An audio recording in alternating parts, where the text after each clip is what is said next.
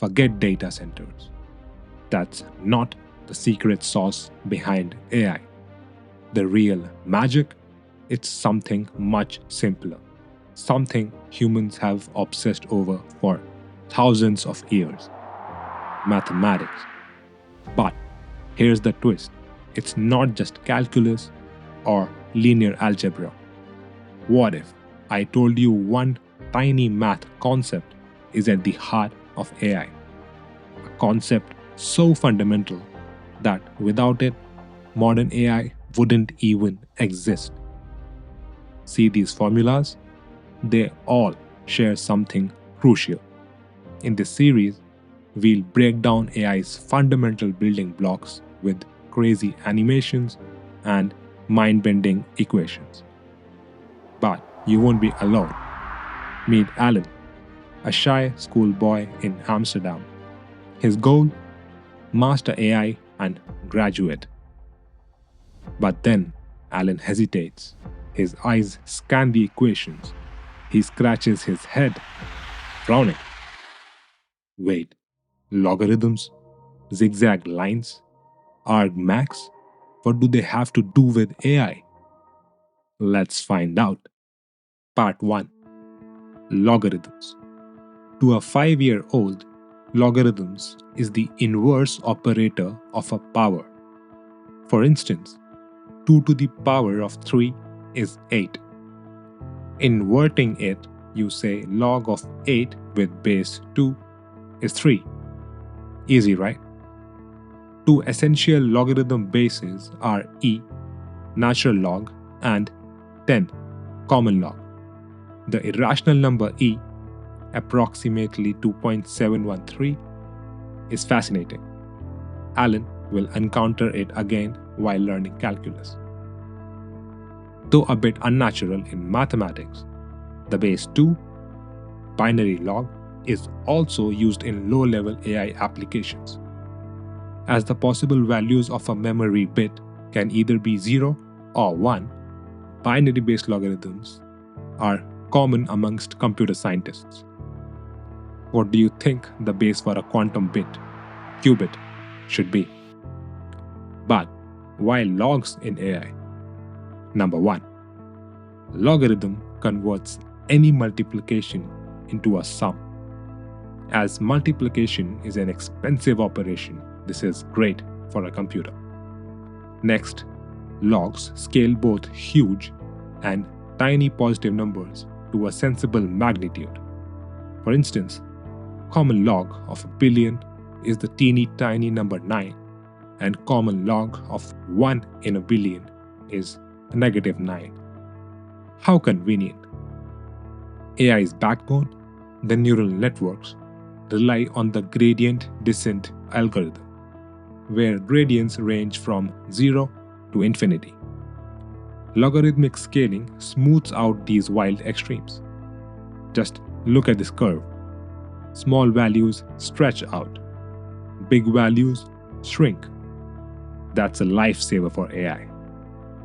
For Alan to practice, these are perhaps the only formulas he will ever need.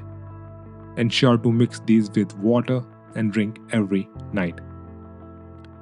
Alan feels confident with logs now, but with big eyes, he stares at those zigzag symbols. What does it mean? Part 2. Sum notation. These lines represent sum notation, represented by the Greek capital letter sigma. There is hardly any advanced AI formula without sum notation. It starts easy and quickly complicates. A simple sum from 1 to 10 of the variable a represents the sum of the variables a1, a2, a3 until a10. The limits are always written at the base and at the top of the sum notation. If you see a constant inside the sum notation, it is just getting added multiple times. But that is not the case with a constant number being multiplied. You can conveniently move it outside the sum. Moreover, one equation can have multiple sums. Some crazy people even use nested sums. sums inside sums. Resolve these by first evaluating the inner sum and then moving outside. You will witness the sum notation from calculus to statistics. However, in probability, product notation at times replaces the sum notation. Let's write the log formula again, using the product notation. Alan has a smile on his face. But the first step isn't over yet. Looking back, he recalls argmax and argmin. What are these mysterious terms? Part 3, argmax and argmin. Alan quickly grasps the basics. Min stands for minimum and max for maximum. To explain like 5, Earth's highest point is around 8,900 meters, the max, while the deepest is nearly 11,000 meters below sea level. If Alan plotted every coordinate's height, identifying the highest and the lowest points, it wouldn't help him reach those points directly. He needs to know exactly where they occur. This is where argmax and argmin come into play. Instead of just returning the maximum or the minimum values, these functions return the exact location of the input variable where these values occur. Argmax for Earth's height is Mount Everest, somewhere in Nepal, while argmin is the Mariana Trench in the Pacific Ocean. Enough theory. Let's test Alan. Find the argmax and argmin of this function. He was able to find it. Were you? In AI, machines jump along error curves to locate values, not just the minimum values, but specifically where those minima occur. This explains the popularity of argmin in many influential AI formulas. Remember the language model you used a few minutes ago? Argmin indirectly found the best parameters that made the model so effective. Everything connects beautifully, doesn't it? This marks the end of step 1, but Alan's journey and yours is only just the beginning.